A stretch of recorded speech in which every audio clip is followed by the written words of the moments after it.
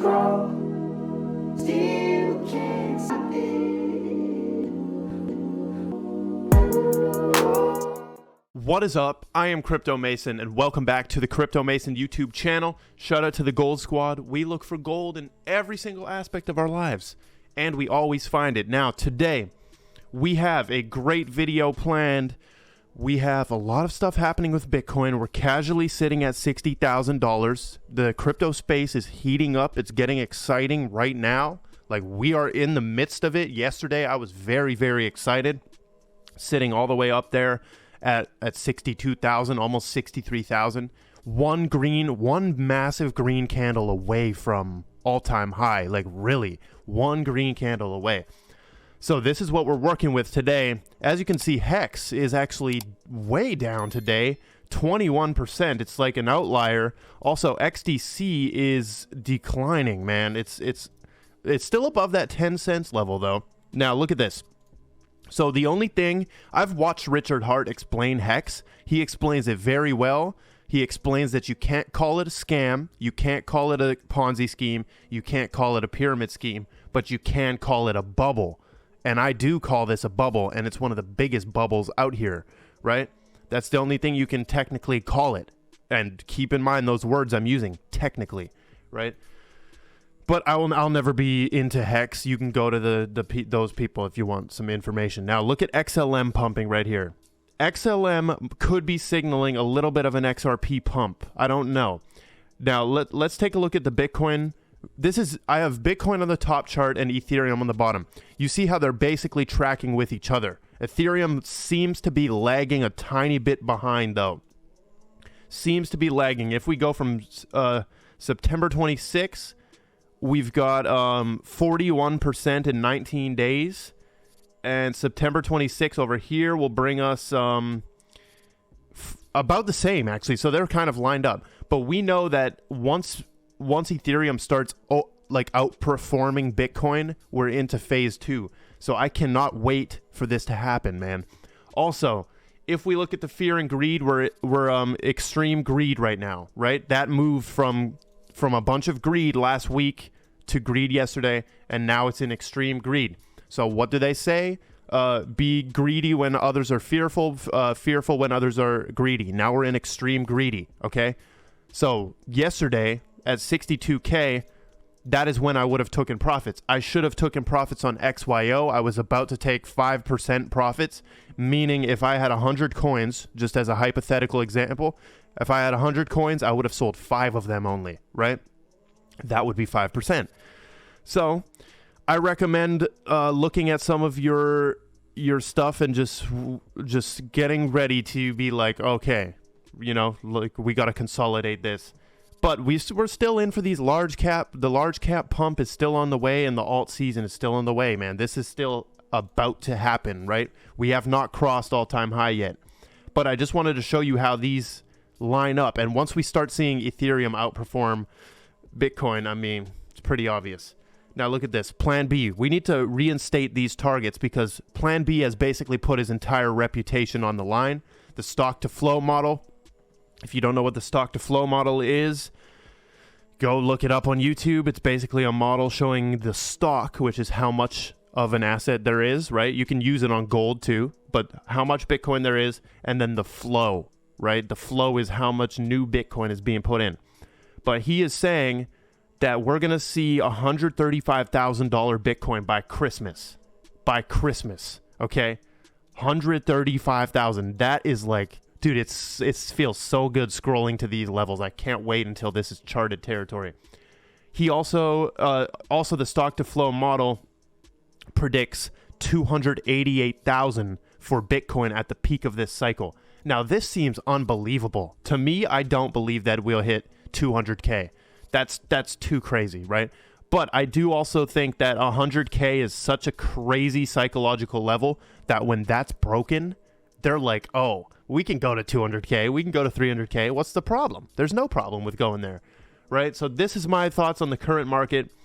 We're looking at XLM pumping. I do have my XLM bag sitting in my Exodus wallet. Exodus is one of the best beginner wallets, if you didn't know.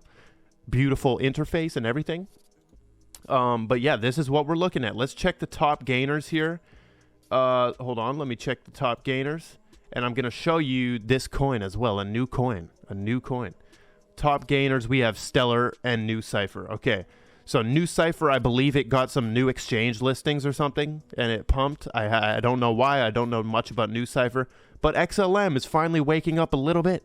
30 days, 25%. Let's go. All right, so heading into the important news today. Very important news. Make sure you're watching to the end. Also, smash that like button. If you're still watching 5 minutes in, smash the like button. What are you doing? You should have been smashed the like button already. Okay, Valve. Now, this is very, very important. Valve is the creator of Steam. Steam basically runs PC gaming, right? You download every gamer knows Steam, right, on the planet Earth. Every gamer on this earth knows Steam. They have told users not to publish content on crypto or NFTs. Steam's point of view is that items have value and they don't allow items that can have real-world value on their platform. That's craziness. They are locking themselves out of crypto, right? Okay, so immediately when I saw this, I'm like, oh, wow. We covered this coin called Ultra before. We covered this coin on a live stream before. And oh my goodness, I remember it was a Steam replacement. And what do you think is happening? It's pumping. 36% up. This potentially could be headed for all-time high. I don't know. All-time high on it was just a month ago at 98 cents. So it looks like it rejected the dollar level. Could not. Oh, actually, wait. No, it was $1, right? Hold on. Did it go to $1? Yes, it went to $1.03. Okay, and then it went down from there. So it has broken that $1. But this is a Steam replacement, and I guess the smart money is trying to flow into this right before the pump. Or, I don't know, this is 100% pumping off that news, right? I don't mean it's going up 100%. I mean, for sure, it's pumping off of this news. Now, look at this. This is from 11 News, which I don't know if I trust, but it says XRP lawsuit. I'm just here for the headline. XRP lawsuit. SEC aims to make XRP skip the bull run. Skip the bull run. Yesterday, one of my friends in real life, he said to me, yo, I think XRP is not going to do anything this bull run, and they're going to make you wait. And oh my goodness, we would be crucified. The XRP community would be slaughtered if XRP didn't do anything this year. Oh, dude, because on January 5 of 2022, right? Next year, January 5, that'll mark the 5 years since all-time high. If we're not doing anything by then, let's take a look at the XRP chart here. Let me switch my thing to viewing one chart. Let me go to XRP. Look at this, man. Look at this. Still $1.15. Like, are you kidding me? This is the 4-hour Binance chart. We can compare this to Bitcoin too if we wanted to. I want to see what it's like. Okay, Ethereum. It's interesting. Everything seems to be tracking. Like, we're right on track, but really XRP, all we got to do is come up to those $1.60. I think Alex Cobb calls $1.60 like the iron wall range or something. But to be honest, man, let's just pump. Like, that's all I need. Grayscale, investments close to filing application for spot Bitcoin ETF. So we know the ETF is coming on the 18th. Basically, they announced this so early, right, that the news is already in effect. It's already in effect, meaning like the ETF news is already here. So nothing's going to change when an ETF is actually launched. I don't think. There's going to be another media pump, and that's it. Right? No new liquidity is brought into the market from this ETF. It's a futures ETF. No new liquidity. So no new money is really coming in for this. Like, it's not going to affect that part of it's not going to really affect the Bitcoin price. It's more of the news and the advancements. Now, Crypto Eugene says Quant CPO has confirmed staking in the next 4 to 6 weeks. And what this has to do, I read this little thing by him. Basically, it's RCG operators, which is a remote control gateway, I think. But it's something gateway. It's the gateways. So you will be able to stake Quant. Now, this is some complicated stuff, I think.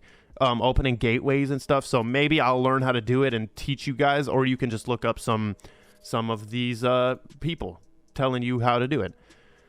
Now, let's get bullish on Hbar for a second. Look at this. If this is from Harold, if Hbar reaches the price of Bitcoin, or sorry, the market cap of Bitcoin, it will be $141. Okay? If it reaches the market cap of Ethereum, it'll be $31. $9 for Binance Coin, $8 for XRP. So I absolutely believe, let's take the ranking here. Look, I believe that Hbar has more potential than Cardano. So at least it should be a $5 coin. I believe that it has equal potential to XRP, so it should be an $8 coin. I believe 100% it's better than Binance Coin, $10 coin. If there's anything that will kill ETH, which I don't like that statement of kill ETH, it would be Hedera. So boom, $31 coin, and then a store of value plus utility equals better than Bitcoin. Okay, there you go. Very bullish. Crypto Nerd is coming out right here. Basically, he's showing two fractals that are the same fractals right here. This is a period of 51 days. It did 556%, and he's thinking that's going to repeat, right? He's going to repeat. So 51 days, we're going to go up to around $1,500 quant. $1,500 quant. He says minimum, I expect $3,000 this cycle. $3,000 quant this cycle. I'm here to see that. I think that can easily happen, but I want to focus on breaking that 500 and the 1,000 level. 1,000 is a big psychological level, same with 500. Now, Ben Armstrong, who's BitBoy Crypto, has reminded us of Cynthia Loomis, who basically bought Bitcoin and didn't disclose it, right? And he's saying watching what they do and watching what they do and not what they say. Perfect. Lord Vendetta says you become rich in your mind long before you become rich in your bank account. This is the XRP metaphor. I'm glad somebody's catching on. The XRP metaphor is that you're turning your mind from lead to gold while waiting for XRP to change from lead to gold. You might come out of this at the end and realize the greatest reward with XRP was actually revolutionizing your own mind and not the payment. Moving on. So, Leonidas, this is an interesting theory right here. What is most likely? Jed McCaleb testifies as an expert witness for Ripple or the SEC. If he believed XRP is a security, then he broke the law by selling unregistered securities after the lawsuit was filed. XLM might get in trouble if XRP is deemed a security on a technical level. I've never heard this type of theory. This is what I like. XLM could be looked at if XRP is deemed a security. And this is why Jeremy Hogan, in one of his old videos, he said, Jed McCaleb is definitely watching this lawsuit closely. He's watching what happened. Let's check the Jed balance for a second. You can check that at jed.tku.dev. And it looks like it still is flatlined. It still is flatlined. He has not been selling any XRP. Very interesting. That is all we've got for today's video. Make sure you smash the like button. Go here.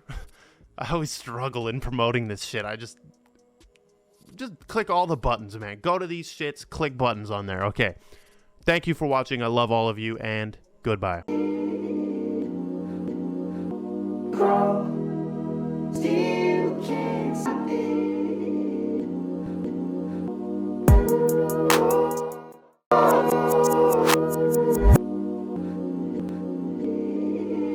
I